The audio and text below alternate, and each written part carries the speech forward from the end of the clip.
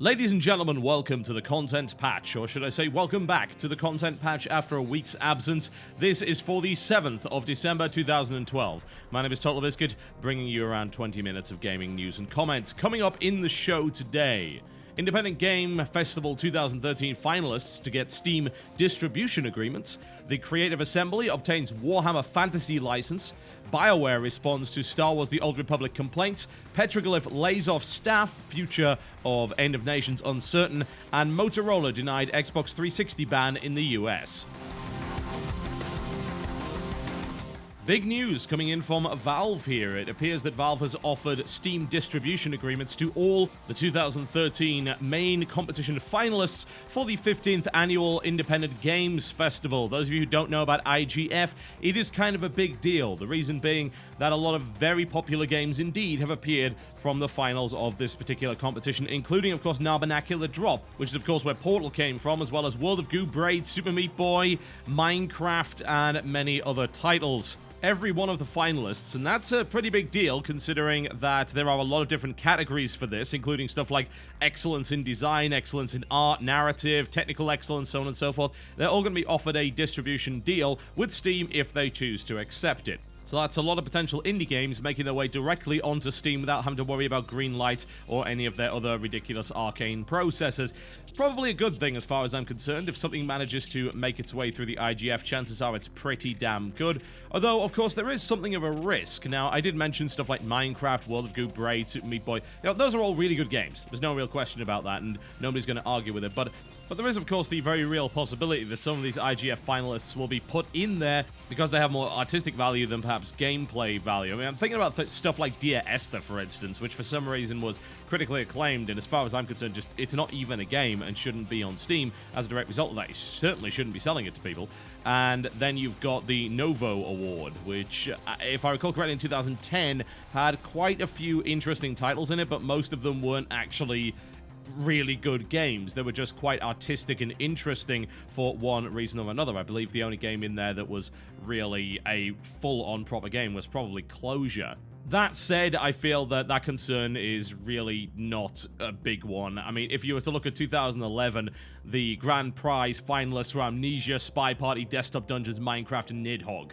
Alright, so there's really nothing wrong with that, is there? Absolutely not. What about excellence in visual art? The Dream Machine, Bastion, Cave Story 2010, Bit Trip Runner, and Ho-Ho-Cum. Yeah, there's nothing wrong with any of that. Technical excellence. Why was Minecraft in technical excellence? Like, the game barely worked.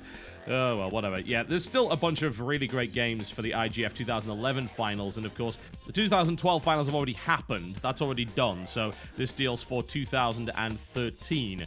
So the IGF's going to be going on March 25th to the 29th in San Francisco, California, and I would strongly recommend you pay attention to it, because you're going to be seeing a lot of these games on Steam, and for the most part, this is a good thing, because most of those games are really, really great.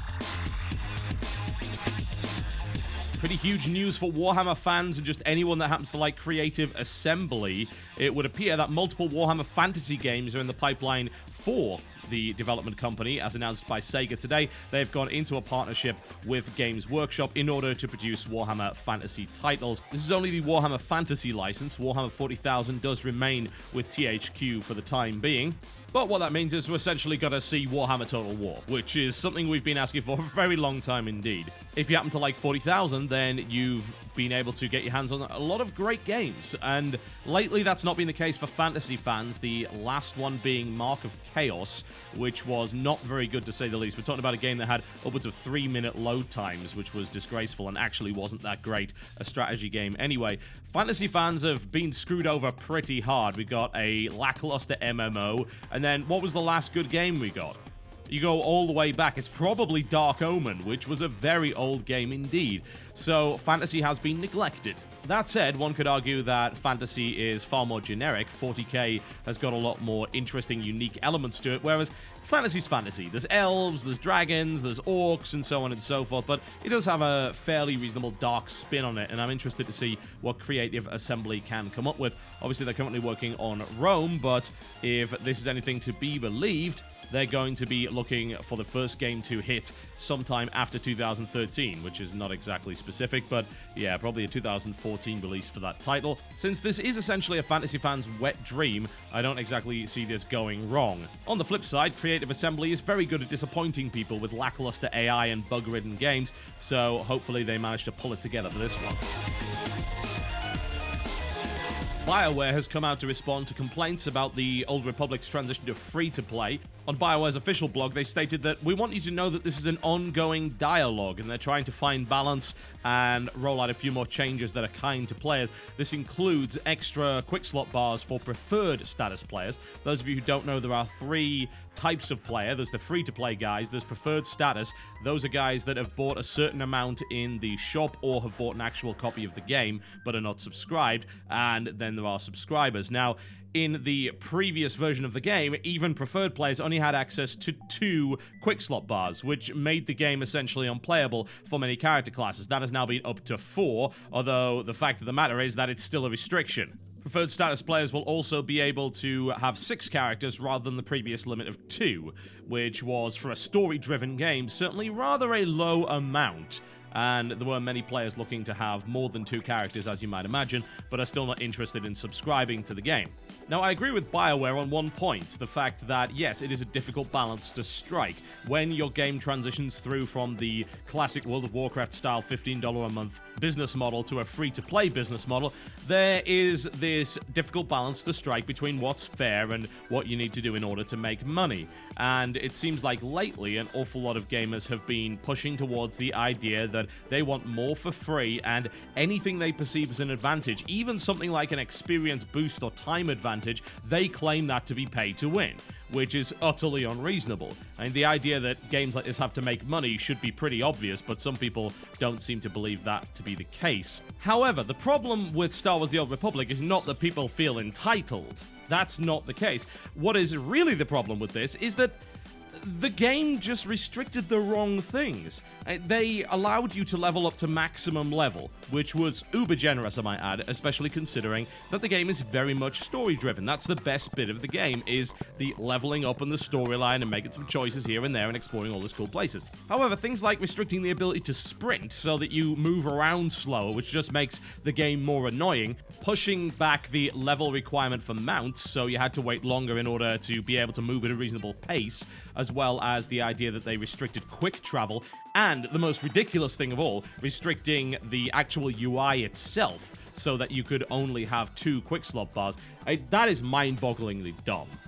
You can't play the game properly with 2 quick slot bars. It's really that simple. And the notion that they expected you to buy another quick slot bar in a game, of course, that bans modding outright is downright ridiculous. Now, I appreciate that this is an ongoing dialogue, but evidently it wasn't in the beta period prior to this game going live, because there weren't actually any major changes made to the business model. When the business model was first announced, I said, this is dumb and horrible. And then a few months later, it came out with exactly the same business model, and look what people said, this is dumb and horrible. Everyone was telling them this, and yet they refused to listen. So this ongoing dialogue appears to have only started ongoing after the thing came out, and suddenly they realized, oh, this wasn't good, was it? This was nowhere near as successful as we were hoping. The good thing about MMOs, I suppose, is that they're in a constant state of development and change, so you can strike it rich with a particular patch that seems to be amazing, and then actually bring people back into the game. But this has been a very rocky start here for the Old Republic, and it would be unfortunate if such a game were to go under, even though a lot of people didn't like it. I thought it was okay. It wasn't great. I loved the way that the story worked, and hell, you heard me in that little podcast that I did singing its praises. And why would I sing its praises? Because I was in the good bit. That's the thing. You can't really review an MMO, as it were, because it just constantly changes, and it seems like the end game was just not up to par. There wasn't enough content there, and people blasted their way through, and then even later story areas weren't actually as interesting. Unfortunate, but I don't want to see it go under. I want to see it be better. I want to be able to go back to the game and have a lot of fun, and right now that is not happening. Eurogamer has reported that the developer of End of Nations, as well as Star Wars Empire at War and Universe at War, Petroglyph, has laid off 30 employees. Now, this news comes just after we heard that the open beta for their MMO RTS End of Nations has been indefinitely delayed, with community manager Mil Eric saying it hasn't been cancelled, just wait and let us deliver a better game. Now, there's speculation as to why these layoffs have occurred, with some claiming that it is a reorganization of the company and a refocus on the upcoming MOBA title Battle for Graxia. This honestly gets me a little bit worried, though, there's no question, because what I played of End of Nations, as you saw on the channel, I really like the game. I think it's a great deal of fun. It gives that world in conflict vibe with a decent amount of strategy as well as a lot of different game modes. Before the closed beta ended, I had the opportunity to play all sorts of different game modes in that game, and I had a blast with it. It's really, really fun. So what I'm concerned about is that if they're going to push the game back and back and back, then obviously people are going to be less and less interested, and we may even not see it come out at all, which would be really horrible indeed. As regards to Battle for Graxia, that's a really odd choice. I mean, I don't feel that Graxia is a very strong IP. I don't know about you guys. I'm pretty sure that it's not. In fact, Battle for Graxia is essentially Rise of the Immortals rebranded. According to the game's official wiki, it is a complete reboot of the game from the ground up and reflects significant changes being made to it. They felt that keeping the old name would have been a disservice to the game and possibly confusing to existing and new players. Once again, though, using the Graxia name is an odd one, considering that Graxia is not a strong IP. They brought out a game called Guardians of Graxia on PC, didn't really do all that well, and it's mostly a board game IP, really. Most people know it that way, and I say most people. I mean, honestly, it's not really a game that a lot of people have played anyway across the board. I really do genuinely hope that they haven't gone in that direction, because it seems like trying to reboot Rise of Immortals, okay, fine, yeah, do that. From what I have been told, it's a decent enough game. It's just nowhere near as popular as the other MOBAs on the market. But really, do you want to try and tackle these juggernauts rather than focusing on something unique? There isn't all that much on the RTS market right now, and I would love to see success for End of Nations. I think that it's got the style, it's colorful, it's explosive, and it's got an interesting sense of humor to it. It doesn't take itself too seriously, and it gives that Command & Conquer vibe, which is what I've been looking for from an RTS for a while here. What I'm not looking for is yet another sodding MOBA. There are plenty of options there. So concerning news, to say the least, coming from the Petroglyph front, and here's hoping they are able to resolve whatever issues they happen to be having and bring out a really good game in the open beta.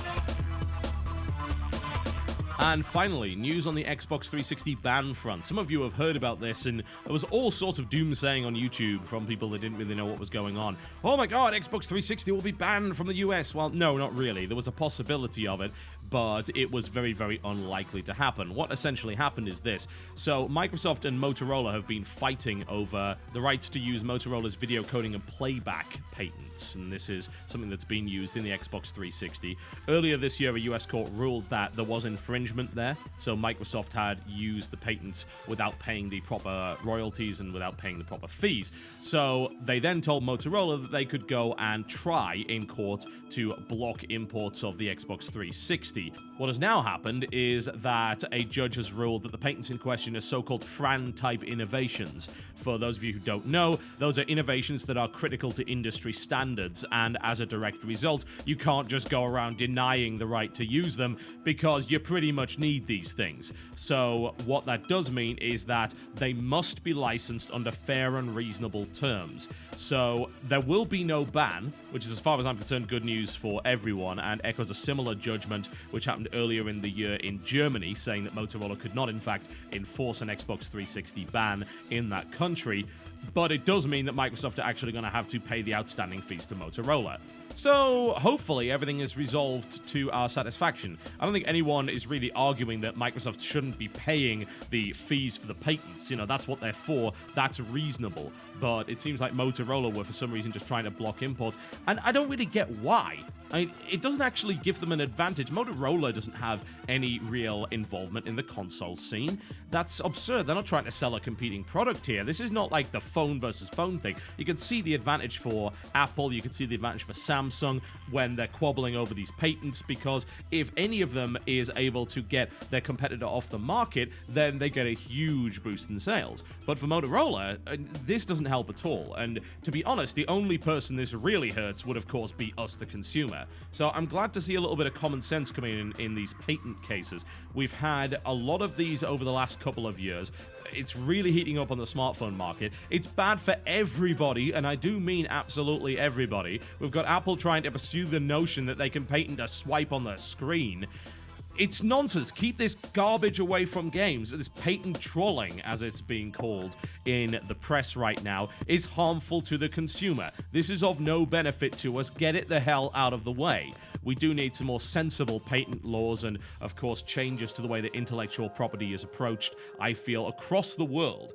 And this is hopefully one more common sense judgment that will lead us in the direction of that. Alright folks, that rounds me up for the day. Thank you very much for watching the content patch. My apologies for not being able to put it out regularly the past week. Good news for most of you is that I don't have any events in December, at least as far as I'm aware. I hope one doesn't creep up on me. And January should be fairly clear as well. So I expect the next few months of content to actually be regular and what you're looking for. I'm going to focus on the channel for the next couple of months and keep this content patch going. I will be back on Monday with the show. Hopefully you'll be able to get a full week this time around. I don't see why not. Christmas is, of course, coming up, so expect a couple of days missing here and there for that. The family demands it, and rightfully so, I might add. And I will see you next time.